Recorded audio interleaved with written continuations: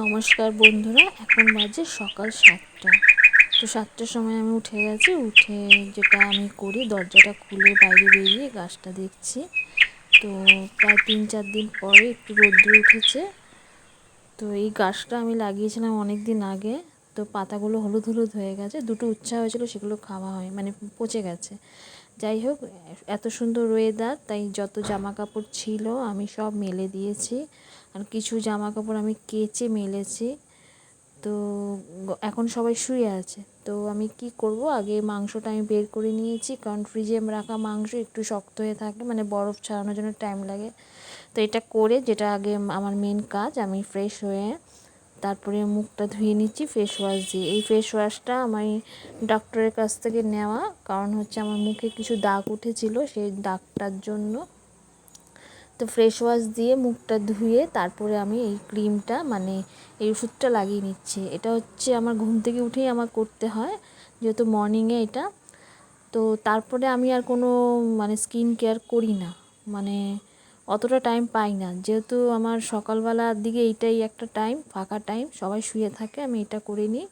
তারপরে রাত্রেবেলায় ওষুধ আছে, যেটা আমি কখনো কখনো ইউজ করি, আগে কন্টিনিউ করতাম, এখন আর করি না। তো যখন মনে পড়ে তখন করি, কিন্তু সকালবেলার দিকটা এটা করি। যাই হোক, এটা করার পরে আমি একটু জল খেয়ে ভেবে নিচ্ছি যে এখন আমি কি কি করব।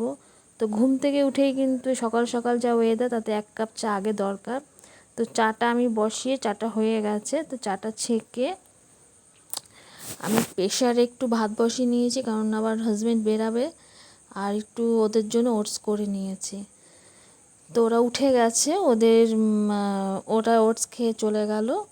তো এদিকে ভাতটাও বেড়ে রাখলাম, তো যাতে ঠান্ডা হয়ে যায়। তারপর আমি চা নিয়ে একটু বসলাম। তো এই সময়টা আমি আর আমার হাজব্যান্ড একদমই একা থাকি। তো আমরা নানা রকমের গল্প করি, কারণ কোনো টেনশন থাকে না, কারণ সারাদিন আর আমাদের দুজনের সাথে আর দেখা হয় না। ফোনে হয়তো কিছু দরকার থাকলে তখন একটু কথা বলি।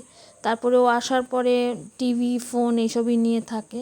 তো যেহেতু আজকে একটু রৌদ্র উঠেছে, তো পাশের বাড়ির মানে ছাদ ঢালাই ছিল, ওটা শুরু করেছে।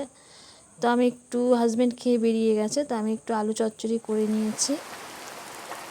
করে নেওয়ার পরে আমি দেখছি, মানে সঙ্গে সঙ্গে আমার বৃষ্টি শুরু হয়ে গেছে। তো আমি এত কষ্ট করে ছাদে এগুলো মেললাম, তারপরে দেখুন ওয়েদারের অবস্থা, আবারও বৃষ্টি শুরু হয়ে গেছে। তো আমি গিয়ে সব কিছু নামালাম। এদিকে ছেলে আর মেয়ে চলে এসছে, পুরোটাই ভিজে। তো ওদের টিফিনটা দিলাম, ওরা খাচ্ছে, তো আমিও খেয়ে নিলাম। খেয়ে নিয়ে আমি রান্না করব আজকে। মানে বেশ 3-4 দিন হলো আমরা এক পদই খাচ্ছি, কারণ এখানে কোনো সবজি আসছে না। যারা সবজি বিক্রি করে তারাও মানে মাছ বিক্রি করছে, যেহেতু আলুতে সবজি সেরকম উঠছে না, প্রচণ্ড দাম, তাই এখানে সবজি আর নিয়ে আসা হচ্ছে না। তো গোলাতে যদি না ওঠে, এখানে কি করে আসবে, তাই না? তো যাই হোক, আমি মাংস রান্না করেছি এখানে। আর আমার মাসি একটু উচ্ছা আলু দিয়ে একটা মাছের তেল দিয়ে একটা চচ্চড়ি করেছে, ওটা দিয়েছে। তো আমি মাংসটা করে নিচ্ছি। তো বেশ লাল লাল লাল লাল হয়েছে। জানি না কেমন হবে। তো আমি মাংসটা বসিয়ে দিলাম।